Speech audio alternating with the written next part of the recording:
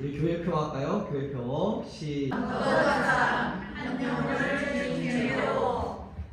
그래서 우리 교회는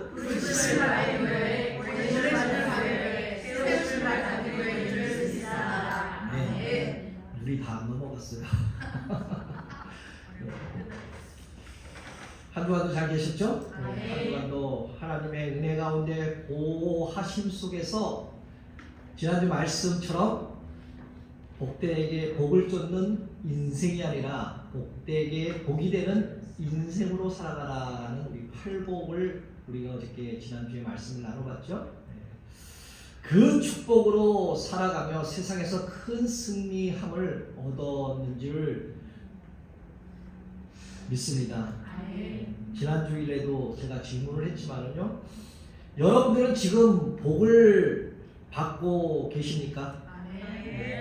여러분들이 복을 받으면 그 복을 또한 나누어 주어야 되겠죠. 상대방한테 복 받으세요, 복된 하루가 되세요 라고 하는 말들을 얼마나 많이 하고 계셨습니까? 한 주간 많이 하셨나요? 안 하셨어요? 나만 복 받으면 그만이다 라는 그런 걸로 혹시 보내셨나요? 여러분들 많이 복 받고 계셨고, 또한 복 받으라고 복된 하루가 되세요 라고, 또한 뭐 승리의 하루가 되세요 뭐 그렇잖아요. 네, 그런 말도 다 복되게 복 받으라는 얘기입니다. 그런데 정말 복이 무엇일까요? 복이 정말 무엇일까요? 모든 사람들은 나에게 복 받으라고, 복을 많이 받으래, 복된 하루가 되세요 라고 많이 얘기를 하죠. 그런데 어떠한 복을 받으라라고 말을 할까요? 좋은 직장의 복, 건강의 복, 육신의 복, 그 다음에 말씀드렸지만, 지난주도 말씀드렸지만, 내가 가지고 있는 넉넉한, 부족함이 없는 그러한 체킹 어카운트에 있는 물질 복, 그러한 복, 그리고 자녀의 복, 좋은 환경의 복을 받으라고 끊임없이 말하고 있습니다. 그리고 이런 것들이 정말 복이다라고 세상 사람들은 얘기를 하겠죠. 이런 것이 있어야 세상을 성공하는 인생이다라고 말할 수가 있습니다. 그렇다면 여러분들은 이러한 복, 좋은 직장, 좋은 사업체, 또한 건강의 복, 또한 물질의 복, 자녀의 복, 그러한 복들을 얼마나 받고 계시고 얼마나 또한 가지고 계십니까? 지난주일은 팔복을 말씀을 드렸는데 앞부분 5가지의 복을 말씀을 드렸습니다. 뭐였죠? 슬라이더를 옮겨주시면 나옵니다. 바로 마음이 가난한 자, 그리고 애통하는 자, 그리고 온유함, 그리고 의에 줄이고 말씀에 목마름, 그리고 마지막으로 긍휼의 삶이라는 것을 지난주에 우리가 말씀을 나눠봤습니다. 예수님은 우리에게 복을 쫓는 인생이 아니라 복이 되는 인생을 우리에게 보여주고 계셨던 것이죠.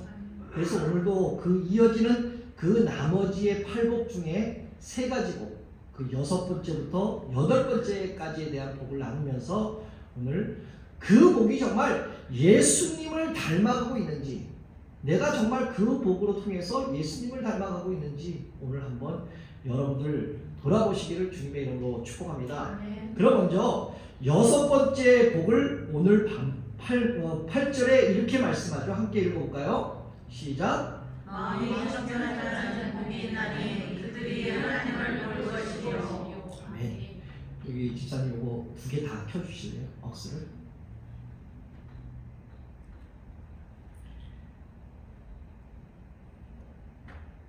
마음이 청결하다라는 이 말은요, 단순히 착한 마음, 죄송합니다, 꺼주세요. 죄송합니다, 울리네요. 도덕적인 그러한 마음이 아니라는 것이죠. 다른 것들과 섞이지 않는 마음을 바로 마음이 청결하다라고 오늘 말씀하고 있습니다. 바로요, 다시 말한다면 하나님만을 중심으로 모시는 그러한 그 마음을 오늘 마음이 청결하다라고 말씀하고 있습니다. 이 청결하다의 그 헬라어는 카타로이라고 말을 하는데 혼합되지 않는 것, 다른 거와 섞이지 않는 그러한 순수한 상태를 말하고 있습니다. 그래서 시편 기자는 오늘 시편 24편 3절에서 4절에 이렇게 말씀을 하고 있죠. 여호와의 산에 오르는 자가 누구며 마음이 청결한 자다라고 오늘 말씀하고 있습니다. 다른 말로 말한다면요, 하나님, 제가 온전히 주님만을 섬깁니다, 주님만을 원합니다 라는 이러한 말이라는 것이죠. 마음이 청결한 자. 그런데 우리의 현실을 보면 어떻습니까? 우리의 현실을 보면 우리의 삶 가운데 과연 어떨까요? 아니면 오늘 지금 예배드리고 있는 예배들 가운데서 어떨까요? 예배 중에서 또한 기도 중에서 우리의 마음은 자꾸 다른 곳으로 향하고 있습니다. 그렇지 않나요? 이렇게 예배를 드리면서도 내 머릿속에는 다른 스케줄, 그런 게 조금씩 떠오르고 있지는 않은가. 어쩌면 기도하다가도 이메일 그 소리에, 카톡의 소리에, 또한 SNS 알림 소리에, 또한 내일 일정의 그러한 걱정과 염려에 때문에 내가 봐야 될 그 시선이 딴 데로 지금 가고 있다라는 것이죠.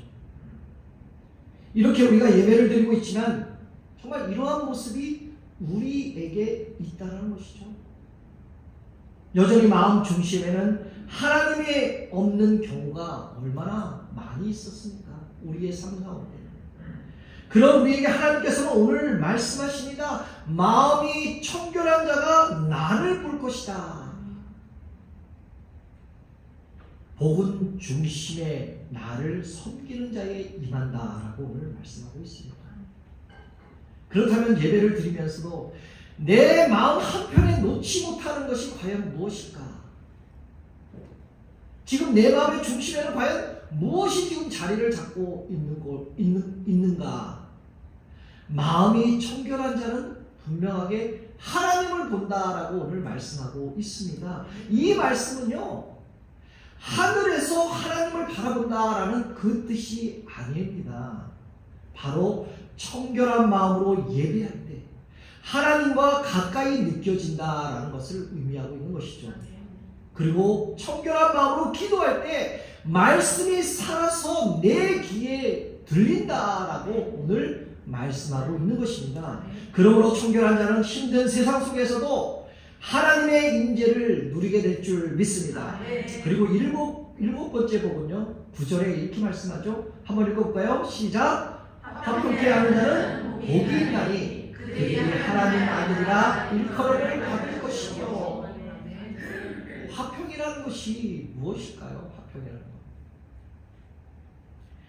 갈등 없는 상태와 다툼이 없는 상태를 화평이라고 말하고 있습니다. 다시 말해서 하나님과 사람 사이의 올바른 질서를 오늘 말씀으로 의미하고 있습니다. 여러분들 샬롬이라는 말을 많이 하잖아요. 샬롬은 관계의 회복, 영혼의 안식, 다시 말하면 화평은 하나님과의 평화에서 시작되어서 사람과 사람 사이의 평화로 흘러간다라는 것이 바로 화평의 의미라는 것이죠. 어느 교회에 그 부서들이 있잖아요.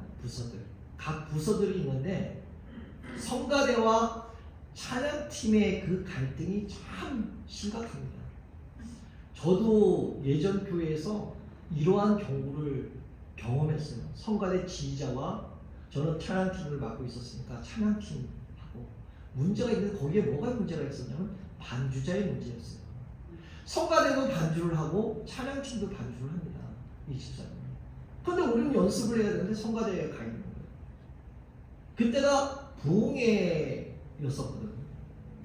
그런 갈등 속에 갖고 제가 막 마음이 상하는 거예요. 지휘자한테, 그 반주자한테. 근데 똑같은 이 교회들마다 이런 찬양팀과 성가대가 연습 시간 때문에 갈등이 많이 있습니다. 근데 작은 교회들은요, 이 성가대하고 찬양팀하고 같이 하잖아요. 방식이 똑같고 진작 똑같고 팀장도 똑같고 하니까 문제가 없어요. 특히 우리 교회는 우리 교회는 아무 문제가 없습니다. 그런데 이런 큰 교회들은 이런 것들의 문제가 참 많다는 것이죠. 그래서 어느 교회가 두 그 성가대 지휘자와 찬양팀을 인도하는 그 집사님하고 문제가 생겼던 거죠. 그래서 목사님이 지휘자와 그 찬양팀 팀장을 불러갖고 잘 설득을 했습니다. 근데 이해가 안 되는 거예요. 설득이 안 되는 거예요. 왜? 벌써 화가 나 있습니다. 겉으로는 아, 예, 알겠습니다 하고 이 마음적으로는 아주 심각하게 자기가 그 미움이, 그 안거품이 자리를 잡고 있었던 것이죠.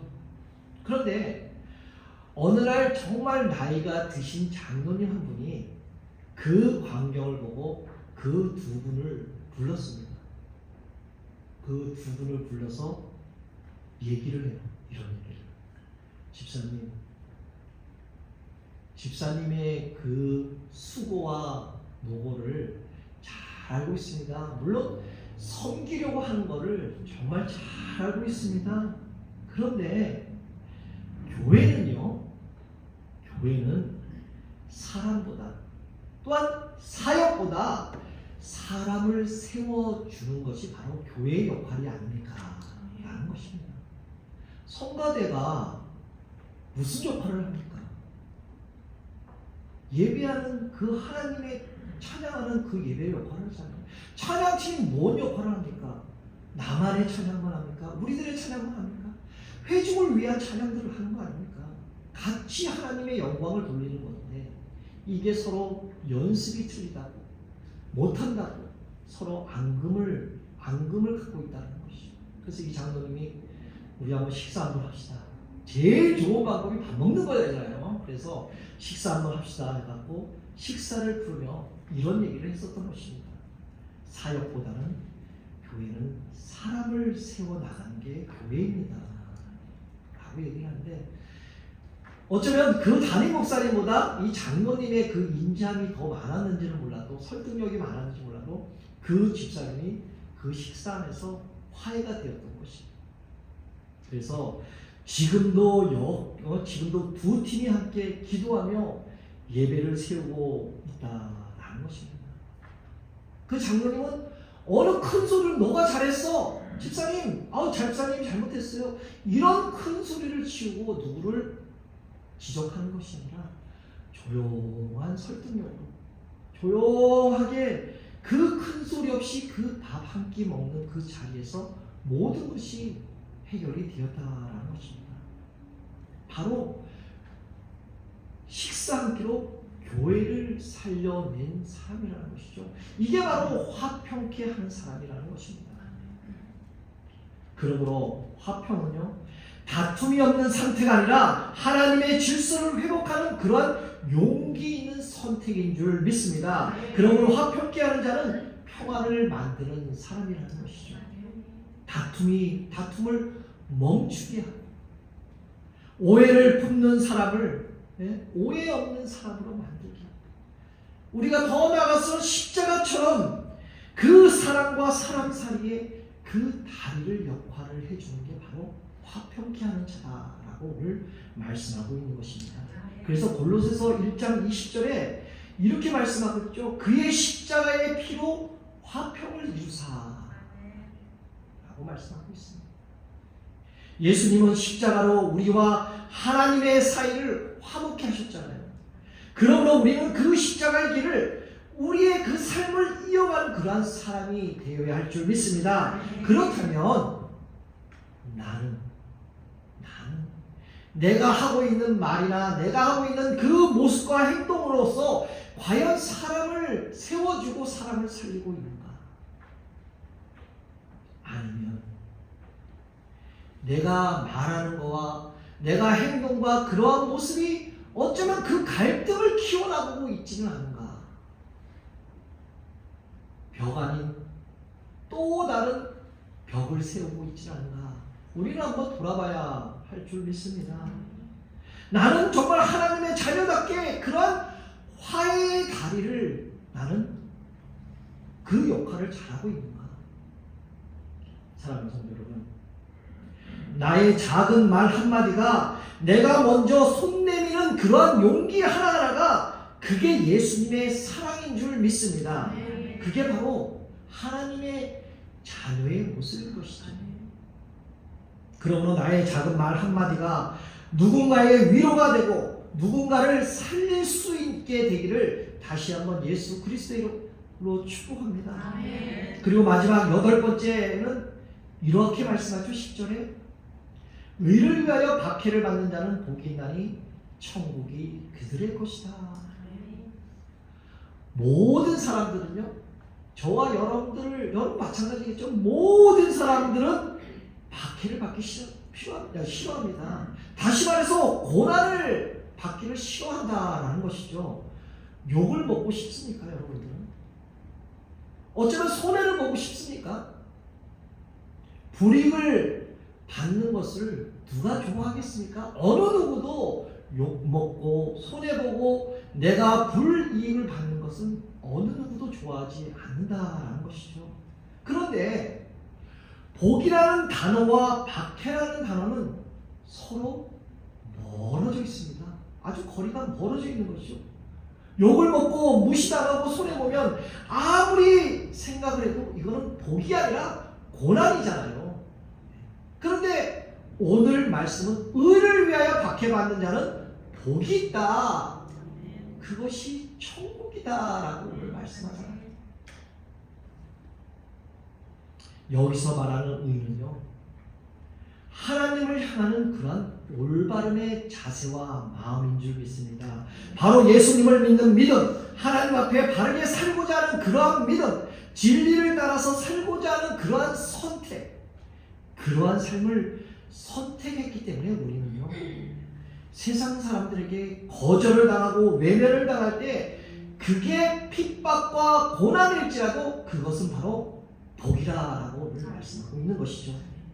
그래서 여기에서 의는요, 단순한 도덕이 아니라 하나님의 뜻, 하나님과의 바른 관계, 그리고 예수 그리스도를 믿고 따르는 그 삶을 전체를 오늘 의미하고 있는 줄 믿습니다. 어쩌면 욕을 먹고 무시를 당하고 손해보고 있다 하더라도 나는 그리스도인이다, 나는 예수 믿는 사람이다 라고 고백하며 살아가기 때문에 얻는 그러한 불이익과 조롱당하는 게 그게 오늘 말씀하신 의를 위한 박해라고 말하고 있습니다. 그래서 오스왈드 챔버스 목사님은 이 박해를 이렇게 말씀하고 있습니다. 하나님께 쓰임받는 사람은 박해를 피하지 않는다. 복음을 위해 조용히 고난의 길을 걷는다라고 이 목사님은 이렇게 말씀하고 있습니다. 왜냐하면 그 고난에 넘어서는 하나님의 기쁨이 있기 때문이라고 말씀하고 있습니다. 그러므로 박해 속에서도 기뻐할 수 있는 사람, 그 사람은 이미 하늘의 복을 맛본 사람인 줄 믿습니다. 여러분들은 혹시 그러한 다른 사람들에게 박해를 받아 본 적이 있습니까? 다시 말해서 쉬운 말로 핍박을 교회 다닌다고, 예수 믿는다고 핍박을 받아 본 적이 있으십니까? 없죠? 거의 없을 겁니다. 근데 저는 있었어요. 근데 제가 한 10살 때 정도 된 것 같은데, 기억으로는 제가 우리 할아버지한테 그렇게 박해를, 핍박을 받았었어요. 제가 초등학교 4학년 때인가요? 5학년 때인가 기억은 잘 안 나지만 그때 할아버지 댁으로, 강원도에, 저는 서울에 살았지만은 할아버지 댁으로 제가 여름방학 때 놀러 갔어요. 그래갖고 근데 가 있는 도중에 할아버지를 따라서 그 강원도 주문진이라는 그 친척집에 가게 되었습니다. 할아버지랑 같이.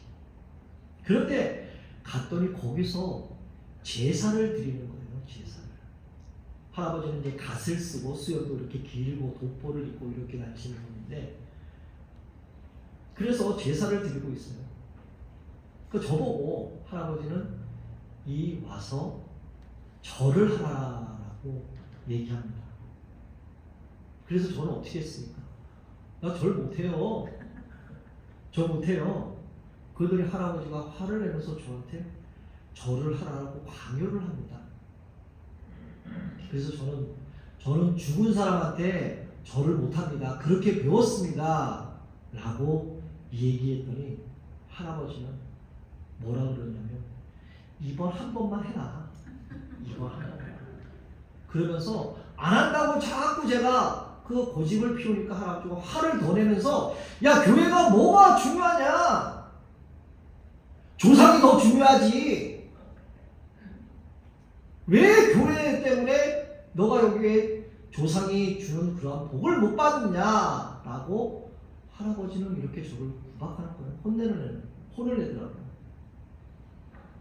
그랬더니 그 어린 그 아이였을 때 제 마음이 어땠겠습니까? 기껏 여름방학에 놀러 갔는데 제사상에 절을 하라고 그러니 얼마나 제가 좀 그랬겠습니까? 그래서 저는 울었어요. 그리고 그 집을 뛰쳐나왔습니다. 어딘지도 모르고 뛰쳐나왔어요.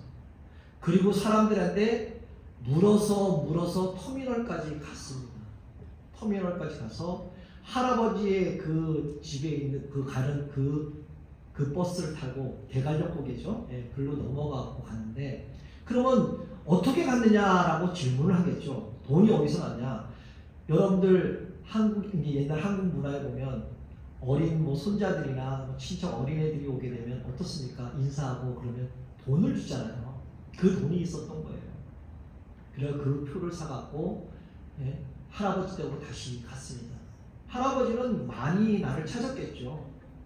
그래서 할아버지는 역시 뭐 못 찾았으니까 다시 집으로 왔겠지만 저는 그렇게 교회 다닌다고 할아버지가 그렇게 욕정을 내는 걸 제가 처음 봤었어요. 그래서 지금도 기억이 나요. 그게. 사랑하는 성도 여러분, 우리들은 알게 모르게 신앙 때문에 어쩌면 교회를 다닌다라는 것 때문에 불편한 시선들을 우리가 받고 살아갈 때가 있습니다. 어쩌면 친구들이 너 교회 다녀? 라고 물었을 때 여러분들은 자신있게 나 교회 다녀? 나 예수 믿어? 라고 자신있게 대답할 수 있겠습니까? 어쩌면 나의 작은 실수와 세상의 모습을 보면 어쩌면 내가 그런 질문에 작게 대답할 수 있거나 그 질문에 피하고 싶을 때가 많았을 수 있습니다. 어쩌면 직장에서 주일 때문에 불이익이 올까 눈치를 보는 순간도 아마도 있었을 것입니다. 그러나 예수님은 그러한 상황 속에서도 제자들에게 오늘 본문 11절 12절에 이렇게 말씀합니다. 너희가 나로 말미암아 욕을 먹고 박해를 받을 것이다. 그러나 기뻐하고 즐거워하라. 너희의 상이 하늘에서 크다라고 말씀하고 있는 것이죠. 그리고 이 말씀을 하시며 12절에 이렇게 덧붙이죠. 너희 전에 있었던 그 선지자들도 이렇게 똑같이 박해를 받았다. 이렇게 말씀하고 있습니다. 하나님의 사람들은 언제나 진리를 말하다가 외면을 당했습니다. 그래서 선지자 예레미야는요 우물에 던져졌잖아요. 엘리야는 도망자의 삶을 살았고 스데반은 어떻습니까? 복음 때문에 돌에 맞아 죽었잖아요. 이렇게 박해를 받고 핍박을 받았지 않았습니까? 그런데 이들의 삶은요 고통의 삶이었을까요? 아닙니다. 정말 그들의 삶은 복된 삶이었다라는 것이죠. 왜요? 왜 핍박받는데 복된 삶이었을까요? 바로 하늘의 상이 크다라는 것을 그 사람들은 다 알고 있었기 때문입니다. 사랑하는 성도 여러분, 나는 과연 어떠한 복을 선택하고 있는가? 신앙 때문에 조롱받는 것을 피하려고 혹시 내가 가지고 있는, 내가 담고 있는, 내가 믿고 있는 그러한 복음을 혹시 숨기고 어쩌면 피하고 있지는 않나? 하나님의 뜻을 따르기 위해 불이익을 감수할 용기가 과연 나한테 있는가? 여러분들은 사람의 인정이 아니라 하나님의 인정으로 살아가는 사람인 줄 믿습니다. 어쩌면 사람들에게 미움을 받을지라도 어쩌면 죽음을 부끄러워하지 않게 진리를 선택하는 그러한 여러분들의 굳건한 믿음이 되시기를 주님의 이름으로 축복합니다. 그러면요, 여러분들에게 하늘의 상, 바로 예수님이 주는 그러한 위로함, 하늘나라가, 그러한 천국이 우리에게 보장되고 약속이 되어 있는 줄 믿습니다. 우리들은요, 이 팔복에서 너무나 많이 말씀을 들었을 것입니다. 이 팔복의 말씀을 들으면 한 구절 한 구절 그 말씀을 우리가 품고 우리의 인생길을 걸어가고 왔을 것입니다.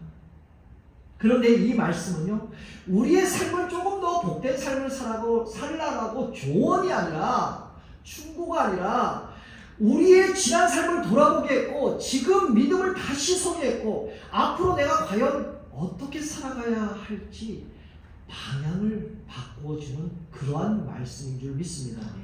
어떻게 바꿔야 되겠습니까? 어떻게 바꾸라는 그러한 말씀입니까? 바로 심령이 가난한 자부터 의를 위하여 핍박받는 자까지 우리 8개의 복을, 이 8복을 우리에게 주시다는 것이죠. 그러면 이 8복을 어떻게 사용해야 하겠습니까? 말씀을 다 외우는 것, 이 8복을 다 외우는 것도 중요하지만, 그런데 말씀으로 살아가는 게 더 중요하다라는 것입니다.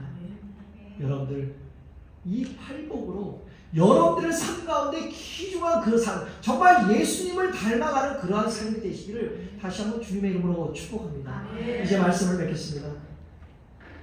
이제 복을 쫓는 인생이 아니라 복된 인생이 되는 인생으로, 이제 복을 쫓아 세상을 달리는 그러한 사람이 아니라 예수님의 복을 품고 살아가는 사람이 되어야 할 줄 믿습니다. 오늘 내 삶이 심령이 가난한 사람, 주님을 갈망하고 누군가의 아픔을 내 애통함으로 울어줄 수 있는 그런 마음, 온유함으로 기다리고 말씀 앞에 위를 주고 목마름으로 기다리는 그런 화평의 달가 되어서 사랑과의 그 관계에 회복을 하며 믿음 때문에 외롭고 힘들어도 의를 위해 핍박받는 그 자리에서 정말 주님을 바라본다면 그 삶은 세상 사람들이 보기에는 초라하고 조금 느리게 보일지라도 하늘에서는 하나님께서 이렇게 말씀하시는 것입니다. 천국이 너의 것이다. 천국이 너의 것이다 라고 이렇게 말씀하고 있는 줄 믿습니다. 정말 이 아멘 아닙니까? 이 말씀. 그러므로 복을 쫓는 인생이 아니라 복이 되는 인생으로 그 길에 주님을 기다리고 정말 그 복된 인생으로 오늘도 믿음으로 한 걸음 한 걸음 나가시는 여러분 모두가 되시기를 다시 한번 예수 그리스도의 이름으로 축복합니다. 아멘.